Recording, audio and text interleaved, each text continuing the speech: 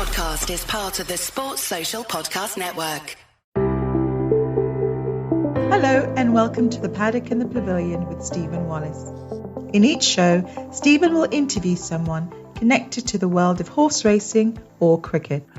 Today's guest is a young man who dreamed of being a footballer, but who changed his life forever after watching racing on the TV in a pub to become a jockey. Thanks for joining me, Gavin Ashton.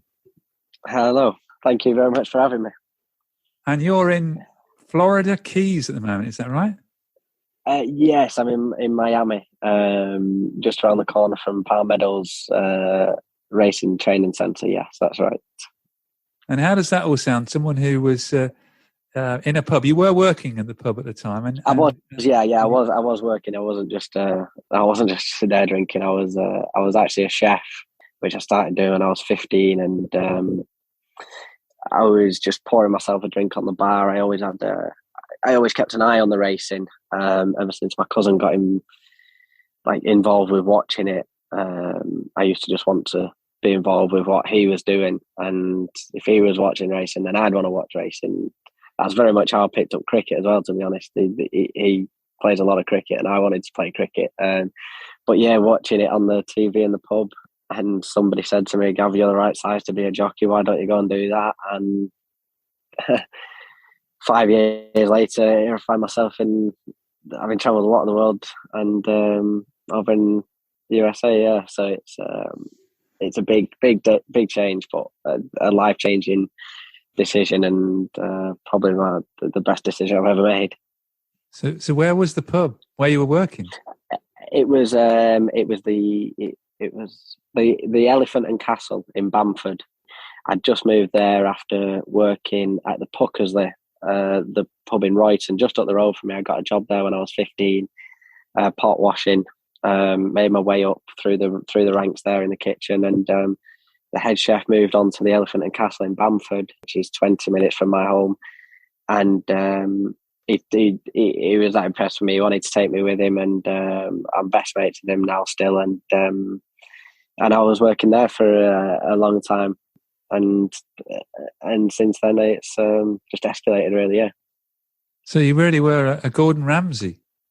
I wouldn't say I was that good at all. I'd say I probably had his passion in the kitchen. I certainly like to get things right, and I loved the intensity of it on a Saturday night service. You've got a number of checks up there, and you've got to get the food out. Oh, the adrenaline was something I'll not forget when it gets busy. I loved it, absolutely loved it. I love being hands-on and practical, and I really, really enjoyed it. Really, really enjoyed it. But I think I enjoyed it knowing that I was not going to do that forever. I was always more focused on my football. I'd never be able to do chef as a full-time job for a career. It's very demanding hours, very unsociable hours.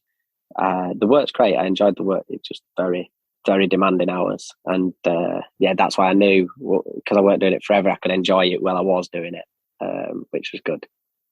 And how good were you at football? I mean, Gordon Ramsay was supposed to be a good footballer when he was younger as well, you see. There's a connection. Yeah. If I was good enough, I'd still be doing it now. Let's put it that way. So I clearly was never good enough to make it to the top level, to where I wanted to be. I've always wanted to be a professional athlete in whatever it was that I was doing. I've tried numerous sports. My mum and dad were great, but when I was growing up, they wanted me to experience every sport as a kid, and I tried to turn my hand to every single sport.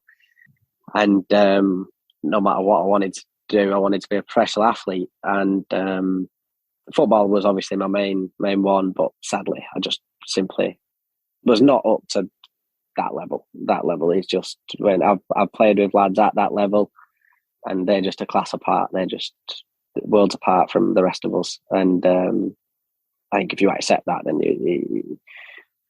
you've got a good understanding of where you are, you know.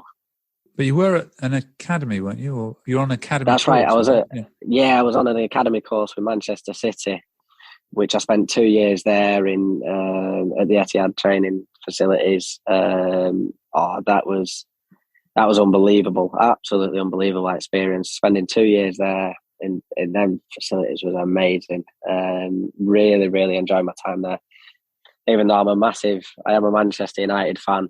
My dad's worked there for 40 years almost, and I was always born and bred a United fan, so it sort of killed my dad when I come home in one of them kits. But I couldn't turn down an opportunity like that. It was absolutely fantastic.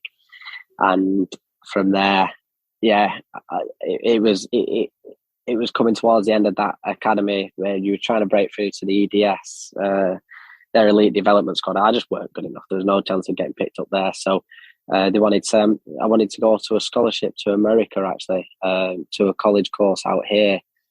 But it was at that time someone mentioned about horse racing, and I ended up going down that path instead, and then found myself in Newmarket. Yeah, because you went to the British Racing School. What was it like when you first went there? Oh, it was crazy. I remember applying, and I remember going home the time I went down, I'm going to be a jockey. And it was like, oh, here we go. Here's another thing. They sort of laughed it off, but I actually followed through with it, and I did all the paperwork myself. And they were actually on holiday. I was just turning 20, and they were on holiday when I drove down to the racing school. And I remember FaceTiming them straight after I'd been, and they were on holiday, and telling them how excited I was to go and everything. And I had to gain 1 week's work experience because the racing school was so short. They said, well, where's this come from that you want to ride horses and all this? And it can't be easy for them, having seen someone that's not, they've got to trust that they're going to follow this 14 weeks through. If they're going to put you on a 14-week course, you can't just have everybody in the country just turning up to do 14 weeks training. And a lot of people don't finish the course as it is that are involved with horses, let alone people that are just coming out of the blue from nowhere. But I really feel as though I got across my passion for it and why I wanted to do it and what I wanted to achieve. And obviously they saw that in me and give me the chance to come on the course. And I spent 14 weeks there, and how the teachers put up with me in the first couple of weeks, purely because I just could not ride one bit. I couldn't trot, I couldn't do anything. But they always said that I was so easy to teach because I had absolutely no bad habits. You'd never ridden before, had you? I'd never touched a horse. I'd never touched one. No, I'd never touched a horse. And all I'd done is I'd sat on a lady called Emma. I sat on her horse from the pub because when I was going to the racing school, they said, Gavin's going to the racing school. And they said, well, Emma's got an ex-racer. Why don't you just go and sit on it just to see if you... And anyway, she had me sitting on it and walking around the pen. And apart from that, no, I'd not done absolutely anything. And that horse actually was called Gandhi. And it was great to sit on him before I went. But then when they asked me to start trotting, and I just couldn't do it. But A.D. Marshall, who now works for James Ferguson in Newmarket, she was actually my racing school instructor, along with Ian Howell. They run it together, and they were brilliant with me. They're absolutely brilliant because they was patient, and they knew that I wanted to learn. I was trying everything I could to learn, and I would always listen to them. So if they said more weight in your heels or anything like that, I'd take what they say to gospel. And obviously, having come from football, my fitness was right up there. So the fitness side of things just fell into place perfectly. The nutritional side of things, with being in the kitchen, just fell into place perfect.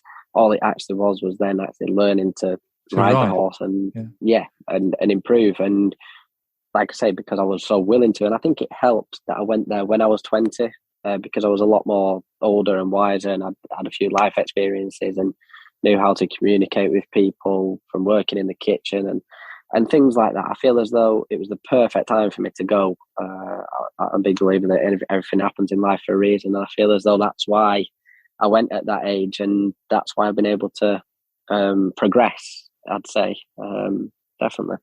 And had you lived away from home before then? Because Newmarket must have been a lot different to the northwest, older Manchester way. Yeah, that's right. I'd not lived away from home before. No, I'd always been away. with, I don't know, school trips, scouting trips as a young lad, and I was never afraid to go away from home. I'll never forget that first morning of going down to Newmarket. For me, it still feels as though I've never left home. I've still got my room there at home. Whenever I go, that's my room. So it doesn't actually, even though I've not lived at home for more than a week in the last 5 years. But it still feels as though I've not really left home. That was an emotional morning when I had the long drive down to Newmarket. I knew it was what I wanted to do. You know, it was never really something that was too daunting for me. It was just, I had to do it, and that was that. And Newmarket was very different, but I adapted quite well. I fit in quite well, to be honest. It was the people are very different, southern to northern people. I won't say too much. I'll get in trouble for Be careful what we say. Yeah, I gotta be careful. But they're very different. That's one thing that I did notice, that the northern and southern people were very different. And apart from that, no, it never really affected me, because I think the horse racing community is just so friendly. You know, it doesn't matter who you are or where you've come from. You know, in racing, you get on with a lot of people, you know, and you've got a lot of people supporting you. So it never really affected me too much moving away from home. So when did you graduate from the British Racing School? Because then you moved to Sir Mark Prescott's at Heath House. And did you get the choice of going there? So it was coming towards the end of the course, and it was when everyone starts discussing where they're going to go after this. I remember there was a girl on my course who was from Epsom, so she knew her home was down in Epsom, so she knew a trainer that she'd already been in touch with, that she'd got a job with before she went, so she'd be going there. And people were discussing whereabouts they were going, and it was actually Ian Howell, because I knew at the end of my 14 weeks I still had a lot to learn about riding. I was nowhere near a finished article or anything like that. I'm still nowhere near, but I still had a long way to go with riding. And it was Ian Howell that suggested that the perfect person to go to would be Sir Mark. And anyway, the racing school got in touch with him and set up a meeting. And I remember I had to go to Sir Mark's office, I think it was Tuesday afternoon or something, and the racing school had set up the time, place. So I went to his office at the time. I made sure I was early, because Ian Howell had told me what he was like and how strict and everything he was, and punctuality and everything. And that was so scary, going to his office for the first time. Didn't know where to look or anything. But he was brilliant the first time I met him. Very, very stern. I remember he was very stern the first time I met him. And then he said, "Yeah, we'd love to have you start on this date, and I'd like you to bring mum and dad down on this date." And he was very keen to meet them. And after the racing school, I think I had 1 week at home, and then I turned up on the Sunday and had a meeting with Sir Mark and my mum and dad. And to begin with, he said, "Nah, you never make it as a jockey. You'll get too old, too fat." And my dad always said that was just character building, right from the beginning. You know, he was just seeing because I went in there saying that my one goal is to be a jockey and that's it. And straight away he said, "No, never do that." And Sir Mark was absolutely brilliant with me. Absolutely brilliant. He understood my riding abilities when I first went. He helped me, and in the yard at the time, I had a lot of good people to help learn off. So, for example, Manuel Fernandez and Rosie Jessup at the time, they helped me a lot with riding, and also Colin Nutter, who's still there, and Alison. They all helped me so much with my riding, and also just learning the game, learning horse racing. You know, learning about the industry and racing itself. So it was just perfect for me to go to Sir Mark's, to be honest. And I'm very lucky that opportunity came up. And how long before, when you started there, did he put you forward as for your apprenticeship? So it was actually on my 21st birthday. So I went to Sir Mark's just after I was 20. And it was on my 21st birthday, William Butler said to me, Gavin, the boss, would like to put you in for your license. So that was a fantastic 21st birthday present for me. And I went on the course. So I went for my pre-license course around September time. And then it was around, I think, December. Yeah, it was December. I went late November, early December that I went on the license course, which was probably about just over a year and a half after actually first sitting on a horse to go for my license. And it probably about just over a year from working for Sir Mark that he put me forward to it. And your first ride was came. A big shock. And your first ride came soon after your licence, wasn't it? That's right, yeah. It came 2 weeks after, which was a big, big shock. It was on a horse called Alternate Route at Lingfield. And obviously, you know what Sir Mark's like. He's very good at getting horses ready for them types of races. And it was an apprentice race over 1.4 miles. And I'll never forget the first ride. He had me in the office. Well, he does with every ride, to be fair, but my first ride, he had me in the office. He had the racing poll spread out on his desk, and he told me exactly what I was to do. And I couldn't believe it that I was getting a ride that soon, to be honest. And the horse ran really well, finished second, beat by an Ian Williams horse. I was very lucky to get the opportunity that early, you know. If you watch the race back, would you say that I was ready for it ability-wise? Probably not. But I think Sir Mark knew that age was against me. I think. So again, he knew what he was doing. And your second ride, you won your second race, is that right? That's right, yeah. Again, it was at Lingfield again, and it was on a horse called Harmonica, which statistically is the best horse I've ever sat on. She's now rated 92. She's retired to stud now, but she finished her career rated 92. And again, that was in an apprentice race, and I won on her by 5 lengths, crossing the line going away. So it was. I think that was a learning curve straight away, not to win by that far again. But I went on then to have another 3 more rides. In my first 5 rides, I had 3 winners, which I was very, very lucky. You know, that's all credit to the trainers. It was all credit to Sir Mark. You know, it was nothing to do with riding ability at all. What was it like? I was very lucky. What was it like the first race you won? And then presumably you're interviewed on Sky Television straight away. Sadly, no, I wasn't interviewed because they had to go straight to a jumps meeting. So no, it was in the last at Lingfield. But I won't forget, my mum made it down for my first win. She made the trip down from Manchester. She was there for my first ride, and then she was there for my winner as well. And what an incredible day that was! It was something that I'll never forget. Again, Sir Mark sent me down with Rosie Jessup, who walked the course with me beforehand, told me everything, and like I say, I've just had that incredible help along the way that has enabled me to progress the way that I have. So I've been very lucky, very lucky. And in 2019, you won the Apprentice Hands and Heels series as well.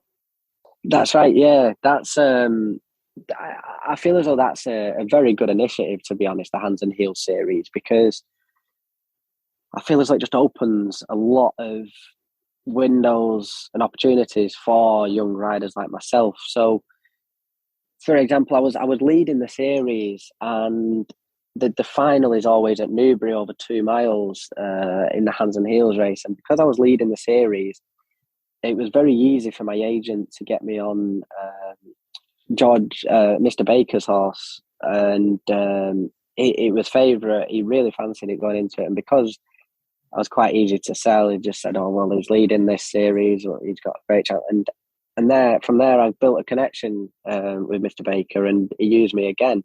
That horse ended up winning, and I won the series on that day. And he used me in apprentice races further down the line, you know. So I think them series are a great initiative to get young riders riding for different connections, that you wouldn't normally ride for. And it must have given you a lot of confidence winning that then. Oh, without a doubt, yeah. It was great. It was great. It's sort of like a little springboard, really. You want to try and to build on that. I know next year my goal was then to go and win. I think I can't remember what they call it. I think it's the training series where you can only then, not hands and heels, there's just one where you can only use it in the backhand. I wanted to go and win that. Or then, and the little springboards that you can use to sort of get your name out there. And it was fantastic to win that. It was. I was very pleased. And after 3 years, you moved from Sir Mark's. What was your reasoning for moving stables? That's right. To be honest, I was getting a lot of support off a good friend of mine, Shaun Keightley. He had an owner in his yard that was giving me a lot of support, and he really wanted to use me. And he was very good to me. He was, like I say, he was giving me lots of chances, and I felt with Sir Mark, I was on, I think, around 50. No, I was on around 13 winners, and I knew, obviously, Luke Morris is Sir Mark's stable jockey, and at the time, I just felt as though I was at that time where I just needed to be getting a few more rides to get my career going. I'd be struggling off 10 rides a year sort of thing off Sir Mark, and he gave me every chance that he possibly could and put me on every horse that he could. It was just at that moment that I just felt as I needed to progress more in my career with the age that I was. And Sir Mark was very, very honest and with me, and we left on very good terms. I've been to see him numerous times after leaving his. I always go for him to him for advice and career advice, and things ended very well with Sir Mark. Sadly, it didn't work out when I moved to Mr. Keightley's, purely because the owner decided to move the horses to a different trainer, which was nobody's fault. But Shaun was very good to me. He advised me the best that he could, and he openly admitted that he couldn't support me at the time with the number of horses that he had, and we went our own ways on very good terms. And it was then when I found Mr. Williams, Ian Williams' yard, and sadly, just awful timing going to him, really, that as soon as I went there within the first 2 weeks, COVID hit and racing got shut down. So that was that again, nobody's fault. In the first three months there was no racing whatsoever. As soon as racing got going again, it was so different. Obviously, jockeys just doing one meeting and things like that. And Mr. Williams was very good to me, very, very good to me. He gave me all the chances that he could. He gave me plenty of rides, plenty of opportunities, lots of help at home. I was just finding it very, very difficult to settle away from Newmarket. I love Newmarket in the sense of the social aspect. So, for example, my jockey coach, the gym, I can go and play golf with my friends, the cooking side of things, because I still cooked at the Kentford, just outside of Newmarket. So I was keeping myself very busy in Newmarket, and I loved it. And then as soon as I moved to Alvechurch, to Mr. Williams, I really, really struggled sort of mentally just to keep myself busy. You know, I'm still away from home. I didn't really have any close friends there. My close friends were in Newmarket. And it was very hard. I had a few deaths in the family that year. And it was just a struggle, really, to be honest. It was just very hard adapting away from Newmarket. And I went into the office and told Mr. Williams this, and he was so understanding. He was absolutely brilliant. He said, "Gavin, I completely understand," and he helped me the best that he could. And he said, I tried to go away. I tried to go to Dubai, but obviously with COVID and the restrictions, I couldn't get out. So we said, well, why don't you go back to Newmarket where you're happy for a couple of months and then come back? And so I did that. I went down to Newmarket and got in touch with Mr. Varian, just to ride out there, just to enjoy it again and be myself. And Mr. Varian took me on. Straight away, I just fell in love with the place, fell in love with Newmarket again, and I was really, really, really enjoying it. And needless to say, Mr. Varian said, "Look, Gavin, if you want to go back to Mr. Williams, that's absolutely fine, and I'm fully supportive of that. However, if you wanted to go anywhere else in Newmarket, I'd rather you stay with me." So his offer was there to work there full time, and it was at that time I made the decision that I'm happiest in Newmarket. That is where I needed to be. That is where I feel comfortable. I've got friends there, my second family, the cooking, the gym, everything. I had everything there. So as soon as I called Mr. Williams, he wasn't surprised, to be honest. He fully understood, and he was so supportive. He said, "Gavin, you've got to do that. You've got to do what makes you happy in life." And he says it's a good yard to go to. So he was very, very supportive, and I can't thank him enough for that, to be honest. I've been very lucky that I've worked for very supportive people. So that was fantastic. That's very good to hear, isn't it? I mean, it must have been tough for you moving. I mean, it was tough for everyone in the sort of lockdowns, but you haven't got the access of just driving to Newmarket because everyone's supposed to stay where they are, aren't they? Exactly. Yeah, exactly. I couldn't make trips anywhere. It was just so difficult, and it's just the fact I'd moved over to Birmingham 2 weeks before, so not only am I just getting used to the place, but I can't do anything to sort of make it feel like home, which was very, very difficult, and it was very understanding. And I am a very active social guy. I couldn't go to the gyms because they were all locked down. Couldn't go play golf; they were all shut. You know, I could. It's not like I didn't try and do these things; I simply just couldn't. So yeah, it was very difficult. But look, I'm not asking for any sympathy. I know there was a lot of people that lost their jobs and a lot worse off than I was. But simply looking at it from my own situation, it was just possibly the right move at the wrong time. But like I say, everything happens for a reason in life, and I tried to make the best out of a bad situation, but I ended up being somewhere where I was very happy. And this last year, being with Mr. Varian was absolutely fantastic. Well, you've had a fantastic 2021, haven't you? I think your first winner for Roger Varian was in December 2020, and in 2021 you've had 15 winners, 11 of them in Germany. Yes, you got a second in a listed race. How did you come about riding so much in Germany?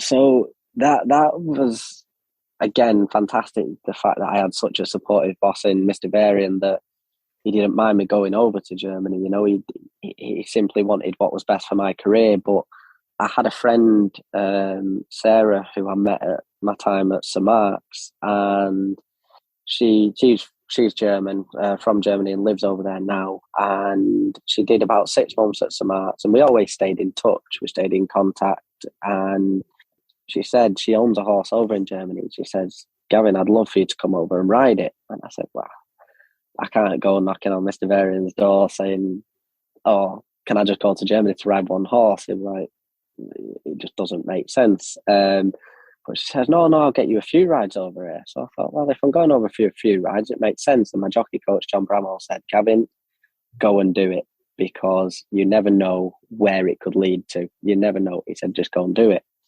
So I said to Mr. Varian, "Can I go ride?" He said, "Of course you can, as long as you're riding. Go and try and get some winners." Anyway, I went over there on a Sunday to Hoppegarten, and I rode I had 3 rides.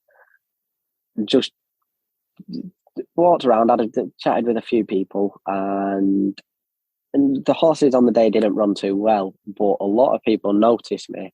And the next weekend, 2 weeks later, I was invited back. They said, and Sarah said, "Gavin, I've had a lot of people in touch with me trying to say, can you ride that horse?" And the next weekend, I ended up having 5 rides there. And on the last ride, it was a winner. for either Hannover. And that's really then when it all started. And practically every single weekend after that, I was just getting invited back.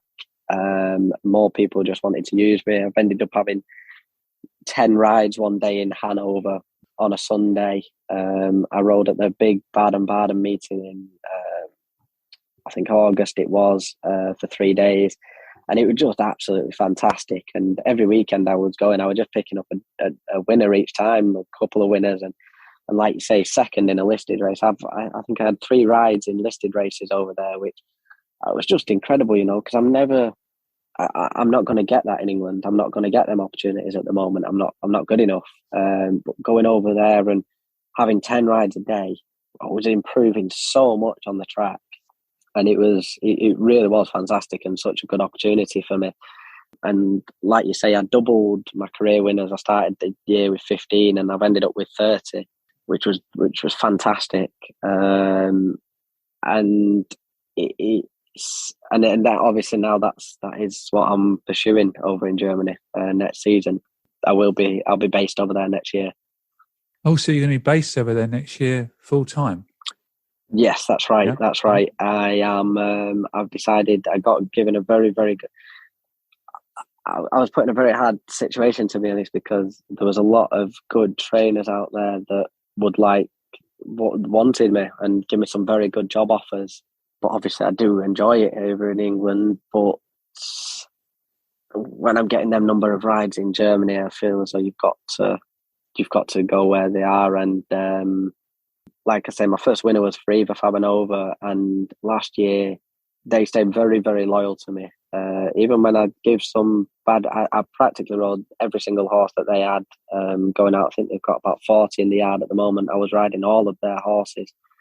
And even when I probably should have won on a couple of them, next time they still used me, and they were very, very loyal to me. And I would like to repay that next year by staying loyal to them and be stable jockey to them next year. So it's fantastic, really. It is, and I'm really excited for what next year is going to bring.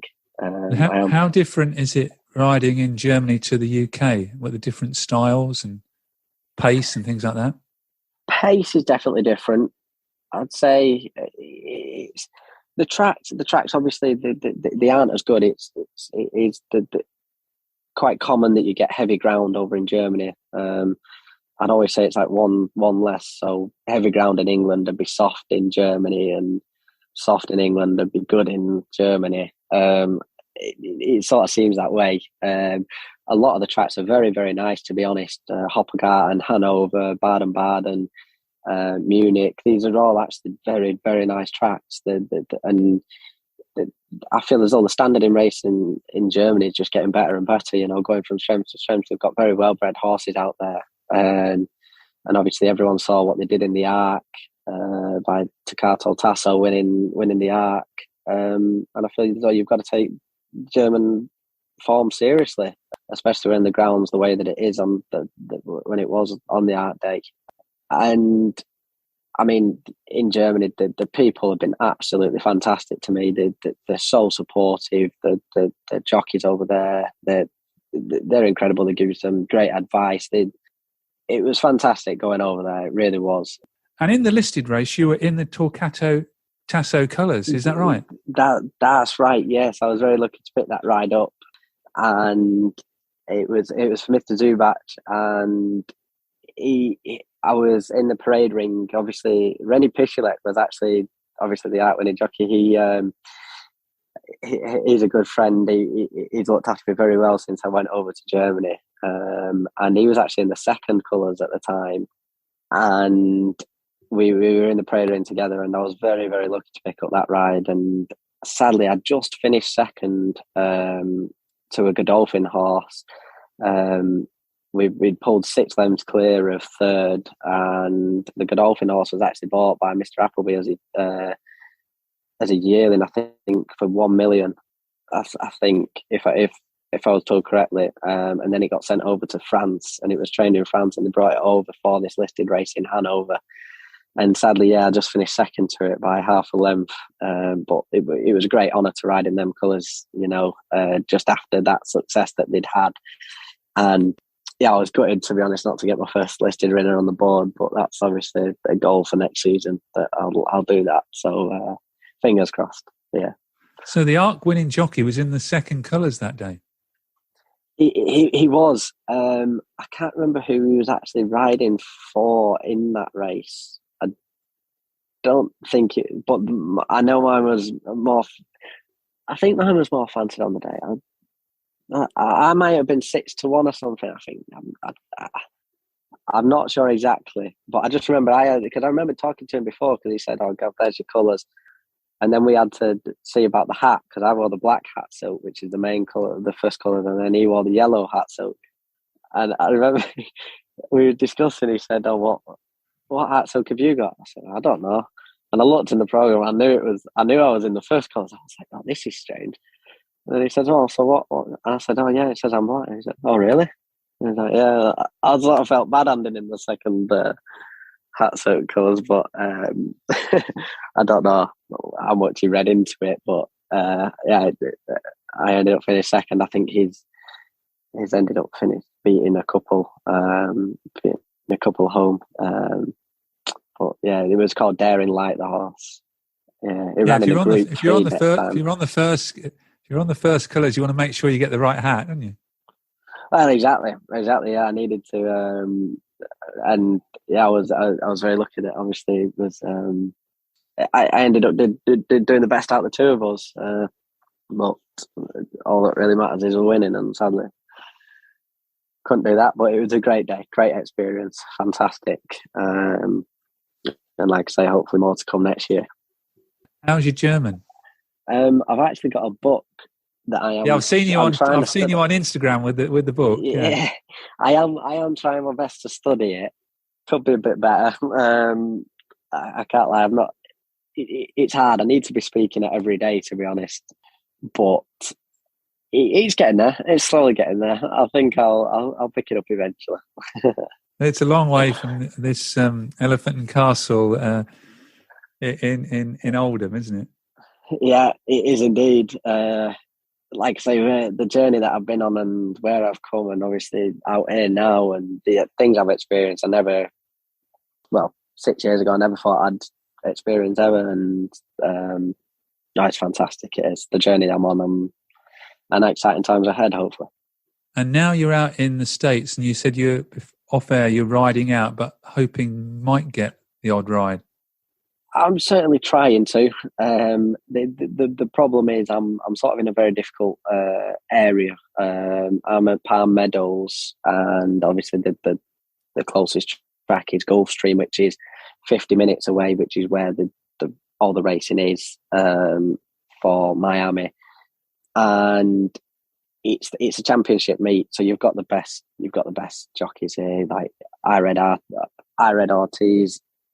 It's very, very hard to try and pick up rides, but I'm certainly doing my best. I'm putting myself about there at different bands, but it was never my intention to come over here and race ride. I was just coming over here for experience, to try and learn the clock and tighten up my riding and strengthen up as well, riding these big American horses. And I feel as though I've really got the most out of what I came over here for. Also enjoy the weather a little bit as well. That was definitely a big thing. But if I can pick up a ride, I'd certainly like to. But if not, then it's not the end of the world. Yeah, the weather certainly beats East Anglia at the moment. And how long are you going to be out there for? So I'm currently out here for one more month. I've got one more month left. I'll come back to Newmarket to Mr. Varian's for a few weeks while I get things sorted to go to Germany, and then fly out to Germany probably mid-March for the season to start in April. So get ready and get a few rides in, and hopefully hit the ground running when I go over there. And how does that affect your life as a chef as well? You were working at the Kentford. Obviously they're like my second family there. They look after me very well. They they're just supportive. They're so supportive. They gutted to be losing me. They really are gutted, but they're very, very supportive, and they know it's what I want to do. I might have time to pick up a little job in Germany. I don't know. Teach them some English styles. I don't know, but at the moment, just go over there, focus on the riding, and what will be. Well, you might pick up some German recipes next season. Well, exactly. Maybe I'll be bringing them home. But yeah, I think main focus will be the riding, and then let's see how we go from there. If I could pick something up a few nights a week, then definitely I'd do that. Well, Gavin, thank you very much for joining me on the Paddock and the Pavilion. You've certainly lived a very varied life over the last 6 years, all the different places you've been, and the very best of luck to you in Germany. And hopefully one day you'll be back again in Newmarket. No, thank you very much. I really appreciate you having me on, and I really appreciate it. Thank you very much. Thank you. Thank you for listening to The Paddock and the Pavilion. You can download the show on Apple Podcasts, Amazon Music, SoundCloud, Stitcher and Spotify. Follow us on Twitter, Facebook and Instagram at The Pad and Pav. Don't forget, if you like the show, please do leave us a rating and review. Sports Social Podcast Network. Hello, it is Ryan, and I was on a flight the other day playing one of my favorite social spin slot games on ChumbaCasino.com. I looked over at the person sitting next to me, and you know what they were doing? They were also playing Chumba Casino. Coincidence? I think not. Everybody's loving having fun with it. Chumba Casino is home to hundreds of casino-style games that you can play for free anytime, anywhere, even at 30,000 feet. So sign up now at ChumbaCasino.com to claim your free welcome bonus. That's ChumbaCasino.com and live the Chumba life. No purchase necessary. VGW. Void where prohibited by law. See terms and conditions. 18+.